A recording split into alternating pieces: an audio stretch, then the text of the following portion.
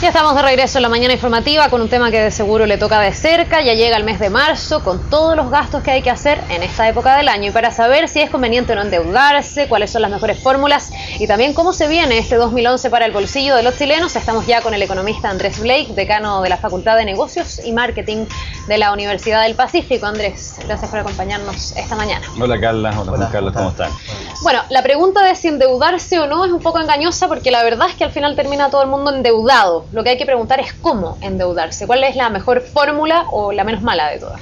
Sí, y tal vez una pregunta anterior vendría siendo, Carla, ¿en qué tenemos que gastar? Marzo es un mes que tenemos, por un lado, la gente que tiene automóvil tiene que pagar patente, por otro lado está todo el tema escolar y universitario, el pago de uniforme, etcétera. Entonces, lo importante es tener claridad respecto a cuáles son los gastos que hay que enfrentar. Hay gastos que son inevitables, los que tienen automóviles a finales de marzo tienen que pagar en una o en dos cuotas finalmente la patente del auto. Pero sí donde uno puede a lo mejor tomar decisiones adecuadas, en informarse bien en qué tipo de gastos tiene que realizar en todo lo que significa, por ejemplo, las compras de útiles escolares.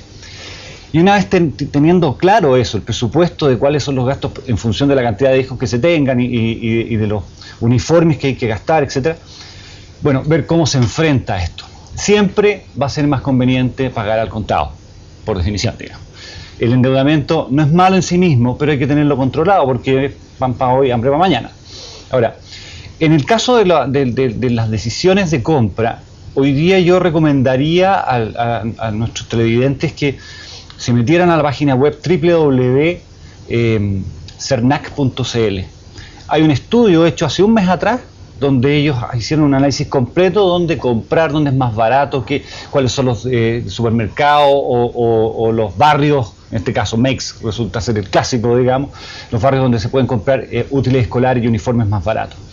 Y las distintas formas de financiamiento que también ellos recomiendan. Es decir, el estudio permite tener una visión muy completa.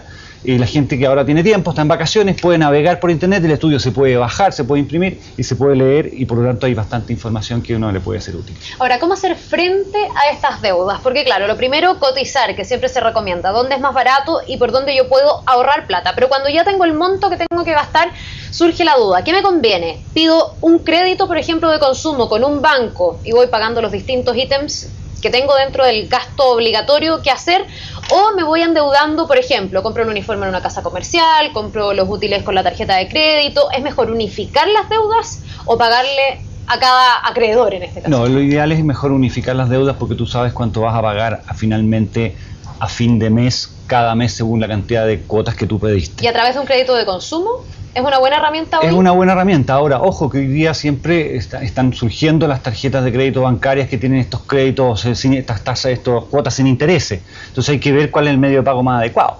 A veces conviene comprar con tarjeta de crédito, pagar la comisión que te cobran por la compra, pero tienes 10 o 12 cuotas sin interés. Pero en general, como regla, digamos, uno debería decir hay que unificar. O sea, si tengo que comprar y hacer un gasto mayor, voy a comprar todo en un solo lugar o puedo comprar en distintas partes, pero con un solo crédito. Este tema de las tarjetas que no cobran intereses, la deuda, incluso hay unos productos nuevos que dicen que siempre va a salir igual, la cuota va a ser la división exacta sin ningún tipo de interés. ¿Tienen alguna trampa? ¿Tienen alguna cosa que debe fijarse la gente en cuanto a la comisión que cobren? ¿Cuál es la fórmula para saber efectivamente si lo que se está ofreciendo en letra grande no tiene una letra chica que la gente tiene que estar preocupada? Bueno, es que ese es el tema. Es importante siempre leer la letra chica. A veces, claro, no hay interés en la tarjeta, pero hay comisiones que hay que pagar. La cuota no es realmente lo más importante. No se fija en la cuota porque así de esta manera distribuye su gasto en términos de los ingresos que tiene el grupo familiar. Pero a veces los intereses que estás pagando pueden ser lo que compraste te costó 2 veces, digamos. El mismo estudio de Cernac, por ejemplo, hace un análisis y dice, bueno, una cantidad de útiles escolares y uniforme que cuesta 80.000 pesos, con una determinada tarjeta te puede costar hasta 200.000 pesos una vez que termines de pagar. Entonces, ahí hay que mirar la letra chica. La gente tiene que informarse. Es bueno que no se deje llevar por el ofertón, porque no necesariamente es lo mejor desde el punto de vista económico. La recomendación siempre es, ojalá unificar si es que endeudarse. y en lo posible cotizar. Vale la Andrés, pena dar la vuelta a cotizar. ¿Cuántas cuotas debo considerar yo en el endeudamiento? Me da la impresión de que uno debiese pensar en un máximo de 10 cuotas o 12 cuotas, porque el próximo marzo voy a tener que volver a endeudarme, pero hay gente que compra 36 cuotas, por ejemplo. Bueno, es que depende de la cantidad de dinero que tengas que desembolsar. Pero generalmente en estos casos, para este tipo de compra, el ideal es que sean 12 cuotas o 10, de tal manera que te queden un par de meses en el año disponible, digamos, para las vacaciones, para otros gastos. Ahora, marzo no es un mes que se nos venga encima, marzo es un mes que sabemos que es caro, por lo tanto, en la medida en que somos previsores y vamos ahorrando algunos pesitos, a lo mejor desde finales del año anterior, podemos enfrentar mejor esto. Pero hay otras fórmulas como por ejemplo que los papás de un curso se junten y vayan y compren por volumen. Los cuadernos, por ejemplo, que es un tema que normalmente son cantidades importantes, que se compran una cantidad para cada uno de los hijos. Bueno, ahí uno puede hacer ahorros por volumen porque compra por descuento. Entonces, hay que buscar creativamente fórmulas que permitan que los papás puedan enfrentar estos gastos, a lo mejor haciendo asociaciones de tal manera que, bueno, compramos una mayor cantidad, logramos un mejor descuento y las formas de pago pueden ser a lo mejor con financiamiento por cada uno de ellos o al contado. Me imagino que tiene que ver también cómo se regula el mercado, pero me llama la atención que siempre sea, por ejemplo, en el tema del útil escolar, el barrio Meix el más barato. O sea, ¿por qué el barrio Meix puede vender un precio determinado que no lo hace ningún otro tipo de empresa, ni de barrio, ni de supermercado, ni ningún tipo de lugar, digamos? Ellos yo creo que han tenido una visión de negocio, un modelo de negocio que les permite comprar a precios más baratos. Los costos que ellos tienen de operación también son más baratos que a lo mejor las grandes tiendas. En términos de comisiones, en términos de publicidad, te fijas, por lo tanto tienen que solventar otro tipo de gastos y eso lo pueden traspasar a precio al consumidor. En el estudio CERNAC precisamente muestra que barrios especializados son más económicos que las tradicionales tiendas. Lo mismo pasa con las marcas propias versus las marcas tradicionales. Las marcas tradicionales son más económicas que las marcas propias. Perdón, al revés. Las marcas propias son más económicas que las marcas tradicionales. Entonces, yo creo que es bueno que la gente se informe. Esa es como la primera recomendación. Y esto de marzo que se acumula muchas cosas, hay unos parlamentarios que incluso han propuesto que, por ejemplo, el tema del pago de las patentes se corra para mitad de año. ¿Sería un beneficio o al final terminaría en el fondo siendo lo mismo, en el sentido de que igual hay gente que va a tomar endeudamiento en marzo por el tema del inicio de las clases y lo va a pillar en el fondo a mitad de año con el tema de la deuda de la patente? ¿Se puede manejar eso bien? ¿Sería una buena idea? A ver, yo creo que ciertamente tener todos los gastos en marzo es un poquito complicado, pero también hay que mirar el otro lado de la moneda. Las municipalidades hacen un presupuesto de gastos en función de ciertos beneficios que tienen que entregar a sus vecinos, y eso parte en función de los dineros que reciben en marzo. Entonces uno a lo mejor pudiera pensar en mecanismos en que estas patentes que se pagan en marzo, en vez de pagarlas la mitad en marzo, se paguen en enero, febrero y marzo, y ese es el primero 50% y el otro 50% se deja a agosto, ¿te fijas? O sea, ojalá pudiera promoverse una iniciativa que permitiera diluir o distribuir mejor los primeros meses del año este pago de patentes. Los gastos de marzo fundamentalmente son útiles escolares y uniformes. Y el primer pago de la cuota de arancel, ya sea de la universidad o del colegio, eso es lo más fuerte. Y por lo tanto eso es inevitable porque eso se produce dado el efecto del consumo que se requiere para que partan las clases. Andrés, una de las herramientas más llamativas y que sorprende más al usuario, así como sin pensarlo, son los famosos avances en efectivo. Cuando uno va a sacar plata al cajero automático y le dice usted tiene un avance en efectivo, lo puede sacar ahora ya. La gente a lo mejor se ve apurada, apretada y lo saca. Pero yo he escuchado que esa es una de las herramientas más caras finalmente y con las que hay que tener más cuidado. No sé si tú estás de acuerdo con esa apreciación. Absolutamente. El avance en efectivo te cobra intereses desde el momento en que tú giras desde el cajero automático. Por lo tanto, si bien es cierto tienes dinero disponible, tienes que pagar una comisión, que no es poco, y además empiezas a pagar intereses desde el mismo momento en que giraste el avance. O sea, habría que hacerle el quite. Exactamente, sí, la recomendación ahí es comprar a lo mejor en una cuota y pagar al final de mes, de tal manera que la persona use la tarjeta de crédito como un medio de pago, pero como un sistema de financiamiento por unos días, digamos. Pero el avance en efectivo es lo más caro porque te cobran intereses en forma inmediata. Andrés, el endeudamiento es como una práctica bien arraigada en la sociedad chilena, lo dicen las encuestas, la gran masa de la clase media vive endeudada. Pero ¿qué pasa con el sobreendeudamiento? ¿Cuándo uno tiene que poner la alerta dentro del presupuesto familiar? ¿A cuánto debiese llegar un endeudamiento normal y cuándo ya definitivamente nos estamos sobreendeudando y nos va a empezar a pillar la máquina? Mira, en general los rangos debieran andar entre un 30 y un 40% del sueldo de los ingresos familiares, máximo. Sobre eso ya estamos en una situación de sobreendeudamiento. En Chile tenemos los estudios que se han realizado muestran un nivel de sobreendeudamiento no menor, cerca de sobre el 50%. Y por lo tanto al final de mes las personas terminan pagando más plata a los bancos y a las tarjetas de crédito que es lo que tiene que para vivir, digamos, y es una cuestión que generalmente empieza a generar un problema cíclico que es complejo. Pero en general uno podría decir, Carla, que entre el 30 y el 40% es un nivel adecuado como máximo, sobre todo en situaciones como la de marzo.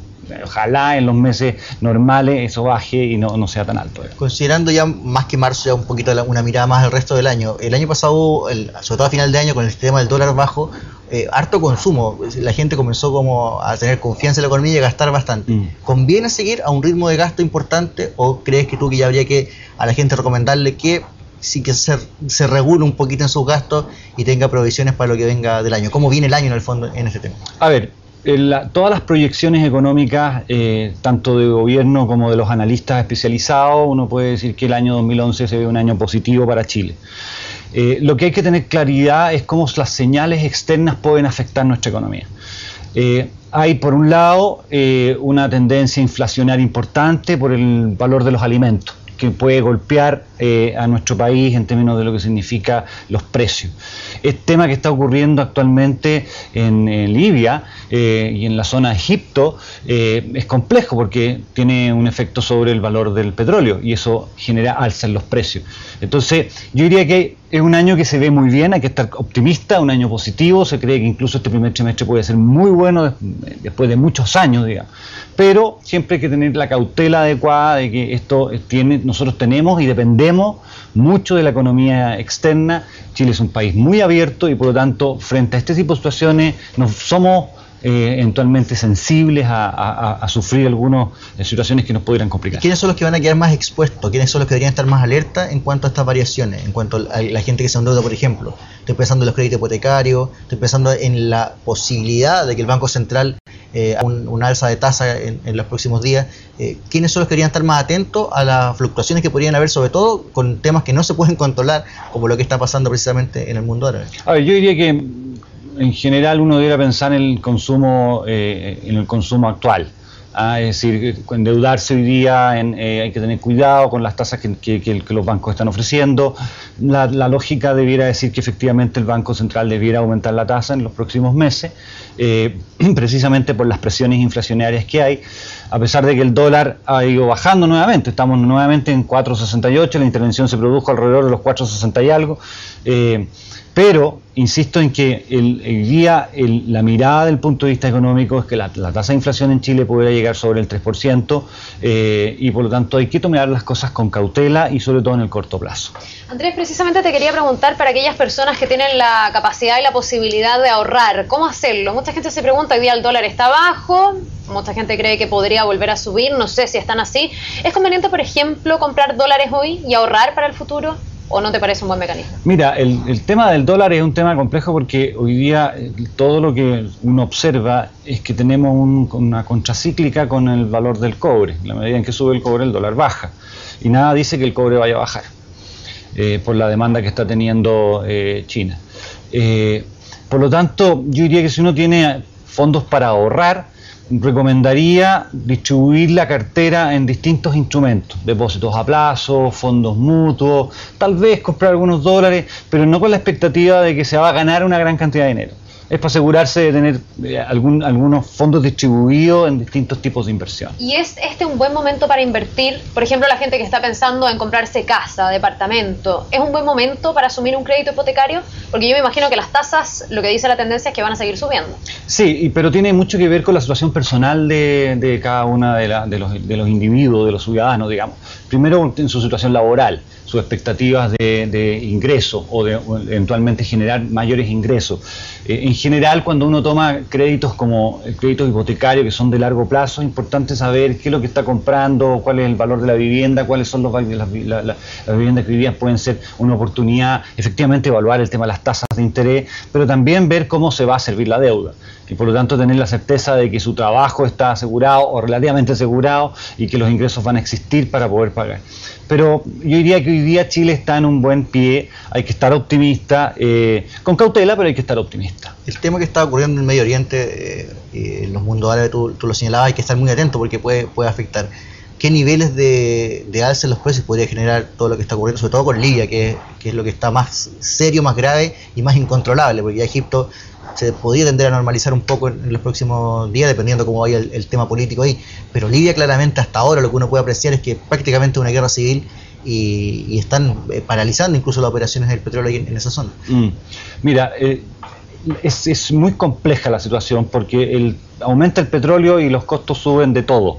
O sea, y nosotros somos un país dependiente netamente del crudo, digamos. Por lo tanto, no nos queda otra que pensar que esto va a generar costos adicionales y por lo tanto las empresas pudieran tener que aumentar los precios de sus productos.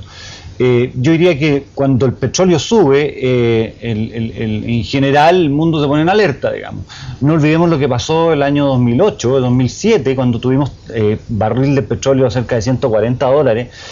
La situación fue muy crítica desde el punto de vista de los costos. Y por lo tanto eso genera precaución en las empresas, en nuevas inversiones. En general este tipo de situaciones mundiales donde el petróleo, que es una materia prima tan importante, hay que tener cuidado porque no sabemos cómo va a terminar. Además estos países son complejos, son apasionados, por decirlo así, y por lo tanto no sabemos cómo esto se puede desenvolver. Yo espero que hay un fondo que se aprobó ahora que es similar al que había anteriormente, que aprobaron para empezar a amortiguar un poco las alzas. ¿Puede funcionar bien? ¿Es un buen método esto de tener fondos que amortiguen un poco las fluctuaciones del precio? Sí, yo creo que los colchones siempre sirven, porque efectivamente van a permitir que a lo mejor las alzas sean menores o sean paulatinas. Nosotros también tenemos el efecto del dólar por el otro lado, digamos. Si baja el dólar y sube el petróleo, bueno, de alguna manera se va compensando. Yo diría que lo más complejo de esto es que no sabemos cómo termina. Hoy día estamos en situación de incertidumbre y por lo tanto mientras existe incertidumbre, en general los inversionistas se toman esto con cautela y las materias primas tienden a subir. Estos fondos ayudan porque permiten ser un buen colchón frente a situaciones de alza muy inesperadas, digamos. Andrés, para terminar por lo menos de mi parte, hablando de colchones, hay quienes piden ya que haya un bono marzo este año como lo hubo en años anteriores. ¿Te parece una buena medida? Bueno, el año pasado tuvimos terremotos. Fue una situación bastante particular, absolutamente infortunada y fortuita, y probablemente se justificaba. Yo creo que en la medida en que los recursos existan, considerando que Chile hoy día está con un valor del cobre bastante alto, y en la medida en que estos recursos lleguen a las familias que realmente lo necesitan, siempre es bueno apoyar a las familias de menores recursos con este tipo de bonos. No sé si hay que tenerlo instaurado siempre porque las situaciones económicas cambian, pero en la medida en que nosotros tengamos tasas de crecimiento cercanos al 6%, a mí me parece muy adecuado que ese crecimiento también llegue a la gente de menores recursos. Bien, Andrés, muchas gracias por tratar este tema que es tan interesante y tan de preocupación para toda la gente, sobre todo en esta época del año. Tomamos nota de todo lo que dejamos todos nota ahí. No hay que hacer también. Muchas gracias a ustedes. Gracias por venir a La Mañana.